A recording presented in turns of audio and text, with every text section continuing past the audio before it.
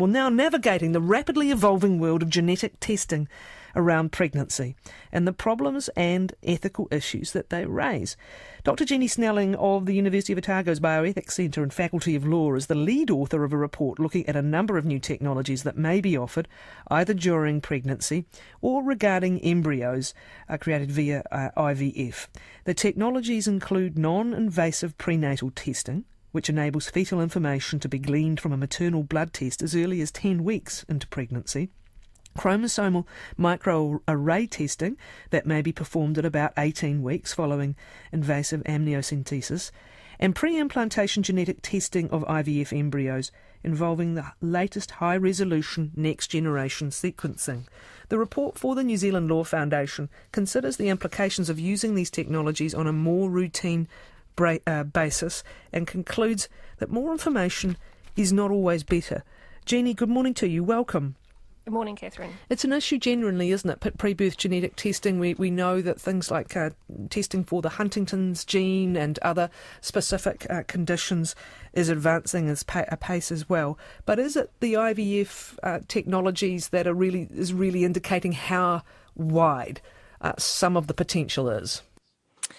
I think so. I think, everyone knew about IVF being developed, but less people were aware of this ability to actually test embryos for genetic conditions.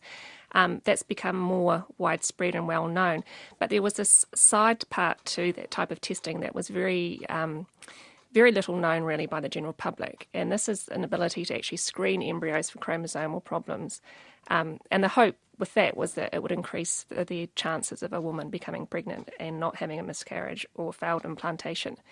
And it's really that sort of lesser-known technology that we wanted to look at, because it's that area that has been exploding, and it's that area that there's some enthusiasm overseas for rolling out in the general IVF population. So not just people who have got a problem that they know of, a genetic problem in their family that would make them go along to a geneticist, but offering this sort of technology to every woman who presents for IVF to actually screen the embryos.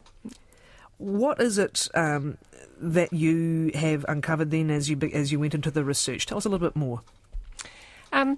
So I started off wanting to look at where IVF and embryo testing had got to, and I almost had to backtrack completely. And I had a colleague working with me, Nikki Karush, who was a paediatric clinician, is also a bioethicist, and we thought to take a life course approach. So we ended up actually reviewing what was going on in the adult population with genetic testing, then what was happening in the paediatric population, and then going into the reproductive era. So what we found out with the IVF testing is that New Zealand hasn't taken up the extensive screening that has been introduced overseas, primarily because we don't have the laboratories and the capability of it. So we sort of looked overseas to what was happening over there. And there's been a lot of controversy over screening being offered to women in IVF because there's been no proof that it would actually improve their chances of becoming pregnant. But there's been, another jump forward in technology, and now there's the sort of screening version 2 that's being rolled out. And there's a lot of sort of hype around this that it will enable scientists to provide a lot of information about which would be the best embryos to implant. But as that science has got more and more sophisticated, some of the information they're finding is almost a bit counterintuitive and is almost going to make it, in some instances, more complex to determine which embryos should be implanted or not. Because a lot of the embryos, when they do this very high resolution testing, have different cells. So it's hard to make a decision, and so it complicates the process all over again. And it also suggests that perhaps in the past some embryos haven't been transferred that perhaps would have implanted. So we're still waiting really for the studies to show whether that'll actually be beneficial to women or not to use these technologies. So I think it was a good time to look at this because it can inform our policy approach before the science is actually available in New Zealand. If, as you conclude, there's potential for all women who go through IVF to be offered screening, you say this would be a huge development. And again, just elaborate on why. Because it introduces a whole extra layer of invasiveness. IVF is, generally invasive for a woman. They have to have their eggs removed by a big needle. But the actual embryo isn't really and tampered with, I guess. With this type of testing, there's a needle that's put in to the embryo and a cell's aspirated, and that's subject to testing. And the research surprisingly shows that it doesn't seem to impact on the way that embryo develops. But nevertheless, it is still an invasive procedure. There's added expense.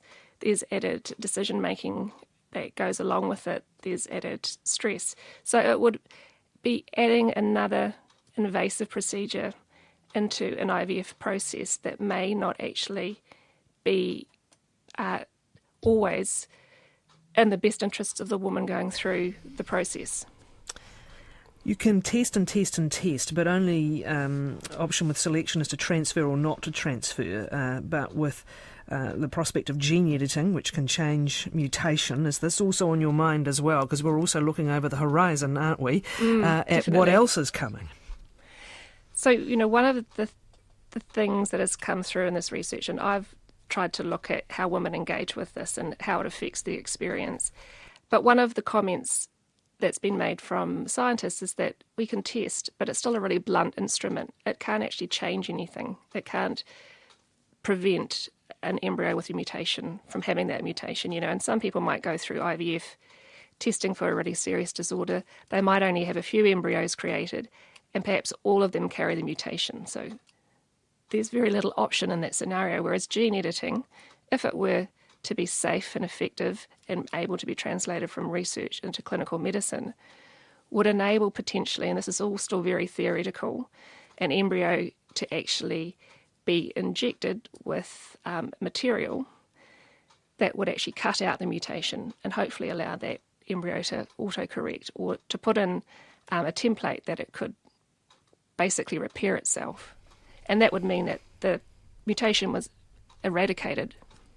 These are wider ethical debates that we are having, full stop. And I guess what your research is highlighting is that in many ways IVF is the frontier of answering these questions, isn't it? But I'm really interested in, as you said, you wanted to know what would-be parents themselves were experiencing and felt about this and the various aspects of this. And what did they tell you? Well, I think often, the science gets rolled out, and then as it gets rolled out, then we draw empirical research, and some of that research is only just becoming accessible. And so this was the area of the screening that I was looking at. And it did really make me think whether we were serving women's interests in providing this incredibly high-resolution screening. It's hard for scientists not to be enthusiastic about what they're doing, but it's always really good to have the social science that accommodates or works alongside that's translating the effect of the technology. So none of the research indicated that we shouldn't be doing this, but what it did indicate was that we shouldn't have assumptions about what people want to know. In one sense, there are prospective parents who don't want to know certain information. There's a bare minimum that they want to know. There are others who want to know a lot of information, but it's for a lot of different reasons. It's not necessarily because it would make them rethink a choice to become pregnant. It might give them the idea that they might want to institute additional measures for their child when they're born if their child starts to show that they're struggling in a particular area of health or well-being or their cognition. So it was very rich, the results that we found. And very varied responses. Very responses. And what they did show was that there are a lot of assumptions made about how people will engage with the technology and what it will mean. And not all of these assumptions are borne out. And for example, if I can sort of explain that a bit more. For example, a lot of women who go through screening may have some flag that suggests that they might want to go through more invasive testing to see if there's a problem with, say, a fetus. Whereas in New Zealand, there are a lot of women, apparently, I've heard from clinicians who are involved in these sort of situations who say there are a lot of people out there who could go through invasive testing. There's a reason for it, but they elect not to. So we need to question whether we assume that people are going to be terminating fetuses in a trivial way, or we need to question our assumptions that information will always result in a bad outcome. The major issue, I think, that you're raising is that it's still to be worked out how these technologies, and goodness knows what else is coming, should be integrated into clinical practice. And is that what you really want to see as the conversation coming out of this? Definitely. So particularly, I'm not so much concerned about the invasive prenatal testing, because that's really done within a framework of experienced clinical geneticists. So women will have access to good counselling. But the area that we actually haven't talked about yet is the non-invasive prenatal testing. That's a concern because that's available privately for people to access through their lead maternity care at the moment. And that's sort of been introduced outside of the clinical environment and outside of robust provision of education to providers. So there's concern in that area that people are going through testing without having the required support pre and post testing to understand what that information means. So definitely this report is, we've got a section in there that provides recommendations of what we should do to ensure the safe introduction of NIPT and highlighting some of the problems with it. But also the other area was the way that we should be already having debates and talking about this technology, particularly with the stakeholders who are accessing IVF, with the women who are going through this procedure. They'll give us amazing feedback of what they would want if they're informed of where the science is actually going before it's available in New Zealand. Thank you, really appreciate it. Dr Jeanne Snelling.